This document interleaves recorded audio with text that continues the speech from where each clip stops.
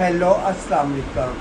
जिन्ने भी साढ़े गुजरावाला के ख्वाजा सराय ने उन्होंने वास्ते एक पैगाम में बना रही हैं कि देखो रोड़ा तो फिर के जनानियां ने साडू ख्वाजा सरावां नूं करता बदनाम। ठीक है, जनाने निकलते हैं रोड़ा तो फिरके पा के, ठीक है, ना चंगा वेचते ना मंदा वेचते, करते हैं बुराई, जिहदी वजह तो कि नाम है अपने फरकान अजीज भट्ट साहब अपने भाई ने, ठीक है, उन्होंने साढ़े नाल रल के मुहिम चला रहे कि वेखो क्या गलत है, बुराई है, साडा शहर है, असी इन्होंने बुराई के अड्डे बना लेने।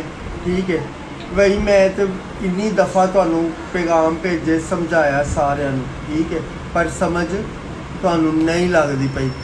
मेरा साफ अल अलानिया जे रोड़ा ते खलो के या कि नाम है लोगों दी जेबां वड्डनियां जे या लोग बुराई करनी जे, ठीक है, मैं इस चीज़ के खिलाफ हाँ।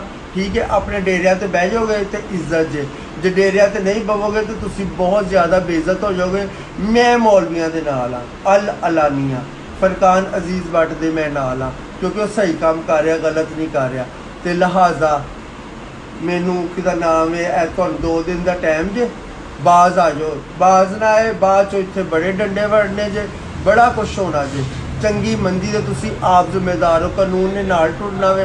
ठीक है, तुहानू बड़ा ही समझाया वे, तुसी रोड़ा ते खलोनों बाज नहीं आते पे है, तुसी कि नाम है चौंका च खलोने बाज नहीं आते, तुसी ओही हरबा इस्तेमाल किया है जेदा मैं कि हुण पुलिस वाले एक्शन लैणगे, गौरमेंट एक्शन लै रही है तो अपनी इज्जत बचा लो तो बेहतर ही है। विच कई ऐसे डेरे ने जिहड़े कुछ भी नहीं करते तो वह भी बदनाम हो रहे हैं।